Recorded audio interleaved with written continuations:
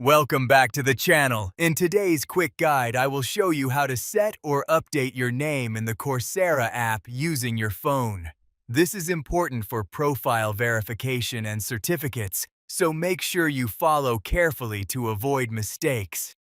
First, open the Coursera app on your smartphone. Next, look at the bottom right and tap on the profile option. Then, find icon located at the top right and tap on it. After that, scroll down until you find the section called Profile Verification Settings.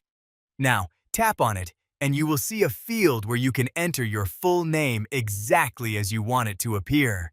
Make sure your name is accurate, because it will be used for certificates and official records. Then, check the box to accept the terms and conditions before submitting your information. Finally, click on the Submit button and wait for the confirmation that your name has been updated successfully. Thanks for watching, and see you in the next video.